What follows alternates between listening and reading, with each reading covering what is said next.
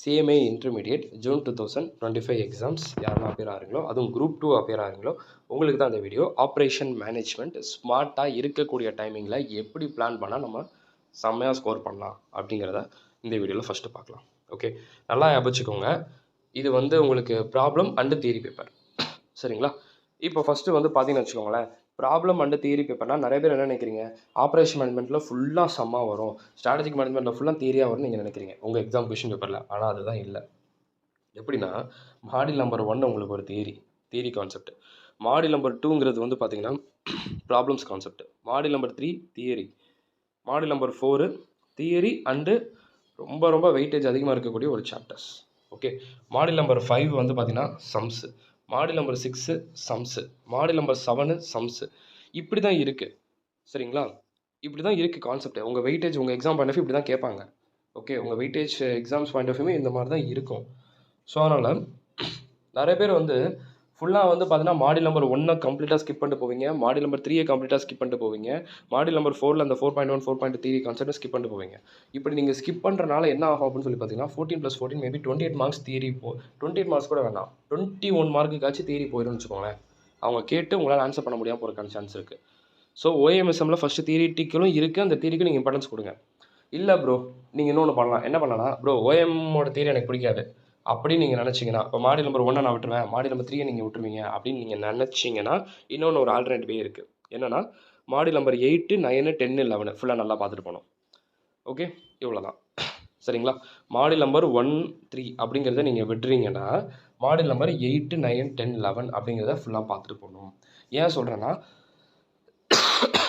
நீங்கள் 2 கொஷின்ஸ் மேலே விடுறீங்க, அப்போது கீழே அடுத்து ரைட் பண்ணணும்ல கீழே, ஏன்னா உங்கள் எக்ஸாம் பண்ணி 5 ரைட் பண்ணணும்.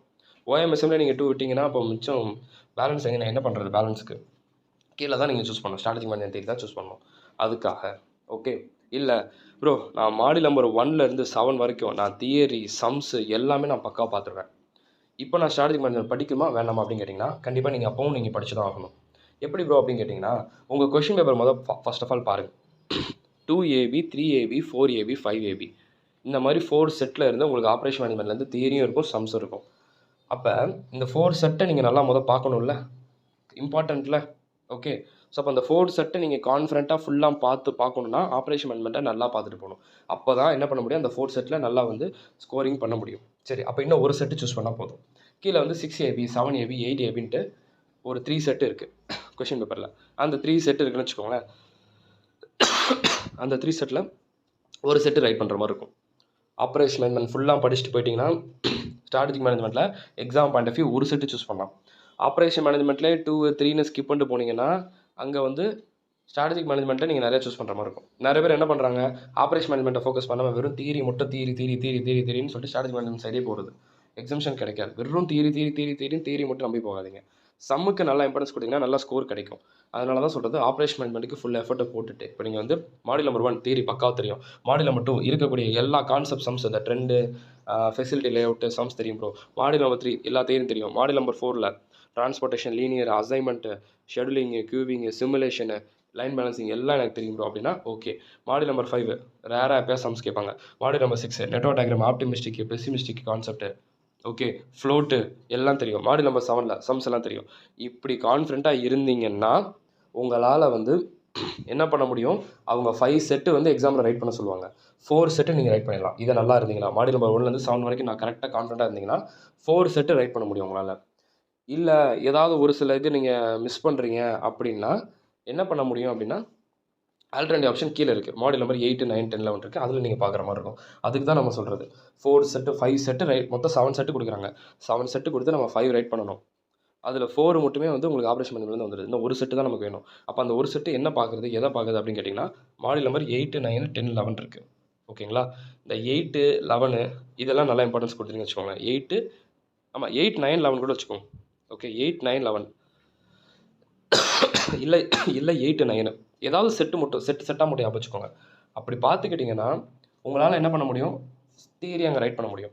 இப்போ exam point of view 5 set write பண்ணணும், 4 செட்டு ஆப்ரேஷன் மேனேஜ்மெண்ட்டில் செலக்ட் பண்ணிட்டோம். ஒரு செட்டு பார்த்தீங்கன்னா நம்ம ரைட் பண்ணுறதுக்கு மாடியூல் நம்பர் 8 மாடியூல் நம்பர் 9 நல்லா படிச்சிடுறோம். அப்போ அந்த ஒரு செட்டு என்ன பண்ணிடலாம், தியரியை ரைட் பண்ணிடலாம். சரி, மாடியூல் நம்பர் 10 11 மொத்தமாக விட்டுட்டு போயிடலாமா? அப்படி விட்டுட்டு போனீங்கன்னா உங்களால் எம்சிக்கு ஆன்சர் பண்ண முடியாது, சரிங்களா?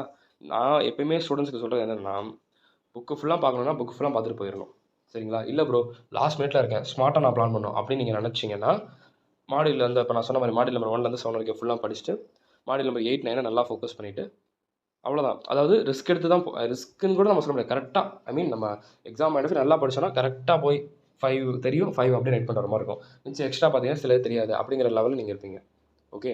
அப்படி நீங்கள் பண்ணுறதா இருந்துச்சுன்னா மாடியூல் நம்பர் 10, 11 இன்கேஸ் நீங்கள் விடுறீங்கன்னா, விடுறத பற்றி பிரச்சனை இல்லை. மேலே நல்லா படிச்சுட்டா பிரச்சனை இல்லை. ஆனால் எம்சிக்யூக்கு பார்த்துட்டு போகணும். பிளாங்காக போகக்கூடாது இல்லையா? அவ்வளோதான். இல்லை எனக்கு நல்லாவே டைம் இருக்கு ப்ரோனா புக்கு ஃபுல்லாக பார்த்துருங்க. அவ்வளோதான். ஆனால் இன்னொன்று நான் சொல்கிறேன், ஸ்ட்ராட்டஜிக் மைண்டில் கதை எழுதலாமா ப்ரோ? கான்செப்டை நல்லா தெரிஞ்சுக்கிட்டு அதுக்கு ரிலேட்டடாக நீங்கள் மேக் பண்ணலாம். இப்போ பிஸ்னஸ் ப்ராசஸ் ரீஇன்ஜினியரிங்னா என்னது? ரீடிசைன் அப்படின்னு சொல்கிறது. நம்ம ஸ்ட்ரக்சரை இது பண்ண போகிறோம். ஓகே. இல்லை நம்பர் ஆஃப் பர்சன்ஸ் இது பண்ணலாம். அதான் மொத்தமாக ஸ்ட்ரக்சரை மாற்றிக்கிறது அப்படின்னு சொல்கிறது. உங்களோட பிஸ்னஸ் கான்செப்ட் அதில் வந்து உள்ளே இருக்கக்கூடிய ஒரு ஸ்ட்ராட்டஜிஸ் எல்லாத்தையும் மாற்றுறீங்க, லேஅவுட்டை மாற்றுறீங்க, இந்த மாதிரி சொல்கிறது தானே. அதுக்கு பேர் தான் ரீடிசைன், ரீஇன்ஜினியரிங் அப்படின்னு சொல்கிறது. அந்த மாதிரி மீனிங்கை நல்லா ஞாபகம் வச்சுக்கிட்டு உள்ள சென்டென்ஸ் வந்து நீங்கள் வந்து நார்மலாக அது ரிலேட்டடாக நீங்கள் பண்ணிக்கணும். அவ்வளோதான். இங்கிலீஷ் நாலேஜ் வந்து உங்களுக்கு ரைட் பண்ண தெரிஞ்சால் போதும். கிராமட்டிக்கல் மிஸ்டேக் பெருசாக ப்ராப்ளம் இருக்காது. பட் இங்கிலீஷில் ரைட் பண்ண கொஞ்சமாச்சும் தெரிஞ்சிருந்தால் போதும். சரிங்களா? அவ்வளோதான். ஸோ அதனால் வந்து நீங்கள் ரொம்ப ஈச் அண்ட் எவ்ரி லைனாக படிக்கணும்னு சொல்லிட்டு ஃபுல்லாக ரீட் பண்ணி மக்கப் பண்ணிட்டு இருக்காதீங்க. கதை தெரிஞ்சு வச்சுக்கோங்க. அவ்வளோதான் நம்ம என்ன சொல்வேன். ப்ரொடக்ஷன் ஸ்ட்ராட்டஜினா என்ன பண்ணுவாங்க அப்படிங்கிற ஒரு கான்செப்ட் தெரிஞ்சுக்கோங்க. எக்ஸாம்பிளாக அது ரிலேட்டடாக ரைட் பண்ணிக்கலாம். அதே லைன் தான் வரணும் அப்படிலாம் இங்கே மெயின் சொல்லலை. அதாவது நான் சொன்ன வருது பிஸ்னஸ் ப்ராசஸ் ரீஇன்ஜினியரிங்கில் சில பேர் ஃபுல்லாக கதை எழுதுவாங்க. நான் இப்போ சொன்ன பாயிண்ட் தவிர. ஆமாம், ஃபர்தராக ஃபியூச்சரில் இம்ப்ரூவ் ஆகணுங்கிறக்காக நீங்கள் ரீடிசைன் பண்ணுறீங்க. ஓகே. அதை தவிர வேறு ஏதாவது பக்கமாக சொல்லுவாங்க மார்க் கிடைக்கும். அதனால தான் வந்து ரிலேட் பண்ணி ஃபஸ்ட்டு கொஞ்சம் மெயினாக சொல்லிடுங்க. அதுக்கப்புறம் வந்து பார்த்தீங்கன்னா நல்லா அங்கங்கே கொஞ்சம் எக்ஸாம்ஸ் மாதிரி கொடுத்து இது பண்ணிக்கலாம் அப்படின்னு நம்ம சொல்கிறது. இன்னொன்று, ஆப்ரேஷன் மேனேஜ்மெண்ட் புக்கை மட்டும் ஃபுல்லாக பார்த்துட்டு அப்படின்னு சொல்லி போனால் சில இடத்துல ப்ரெஷர் ஆகிற மாதிரி இருக்கும். அப்போ நான் என்ன சொல்கிறேன்னா, டிசம்பர் 2018, ஜூன் 2019, டிசம்பர் 2019, அப்புறம் லாஸ்ட் ஜூன் 2024, லாஸ்ட் டிசம்பர் 2024 இந்த 5 கொஷின் பேப்பரில் இருக்கக்கூடிய ப்ராப்ளம்ஸை பார்த்துட்டு போங்க. எதுக்காக ப்ரோ நான் இதை பார்க்கணும் அப்படின்னு நீங்கள் நினைக்கலாம். உங்கள் புக்குக்கும் உங்கள் கொஷின் பேப்பருக்கும் சில இடத்துல சம்மந்தம் இருக்காது. உங்கள் புக்கில் வந்து இன்ஜினியரிங் லெவலில் பெருசாக கொடுத்துருப்பாங்க, கொஷின் பேப்பரில் ரொம்ப சின்னதாக ஈஸியாக கொடுத்துருப்பாங்க. அதுக்கு தான் சொல்கிறது. நீங்கள் புக்கை பார்த்துட்டு ஆப்ரேஷன் மேனேஜ்மெண்ட்டே சப்ஜெக்ட் டஃப்னு நினச்சிடக்கூடாதுல்ல. அதுக்கு தான் கொஷின் பேப்பர் பாருங்கள், இப்படி தான் ஈஸியாக வரும், ஸ்மார்ட்டாக ப்ரிப்பேர் பண்ணிட்டு போகலாம். புக்கை மட்டுமே பார்த்துட்டு இருந்தீங்கன்னா டைம் வேஸ்ட் ஆகும், ப்ரெஷர் ஆகும், அப்படியே என்னடா இது புக்கு அப்படிங்கிற மாதிரி தோணிடும் அப்படின்னு சொல்கிறது. கொஷினை பார்த்தீங்கன்னா சார் இவ்வளோ தானா, இதுக்கு எவ்வளோ கஷ்டப்பட்டோம் அப்படின்னு உங்களுக்கே தோணும். அதுக்காக தான் கொஷின் பேப்பர் பாருங்கள் அப்படின்னு நம்ம சொல்கிறது. பார்த்தா ஒரு கான்ஃபிடன்ட் கிடைக்குங்களா சார், இவ்வளோ தானா, இதுக்காக போய் இவ்வளோ கஷ்டப்பட்டுருக்கோம் அப்படின்னு ஒரு ஐடியா கிடைக்கும். இதே நீங்கள் புக்கை மட்டும் பார்த்து போனால் என்னது இவ்வளோ பெருசாக இருக்குது, இப்போ ஒன்றுமே புரிய மாட்டேங்கிற மாதிரி இருக்கும். அதான் கொஷின் பேப்பர் பாருங்கள், ஒரு ஐடியா வந்து இது பண்ணிக்கோங்க அப்படின்னு நம்ம சொல்கிறோம்.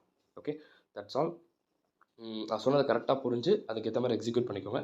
Wish you all the very best. நல்லபடியாக ப்ரிப்பேர் பண்ணுங்கள். இது வந்து ஒரு எக்ஸம்ஷன் சப்ஜெக்ட். ஓகே, பார்க்கலாம்.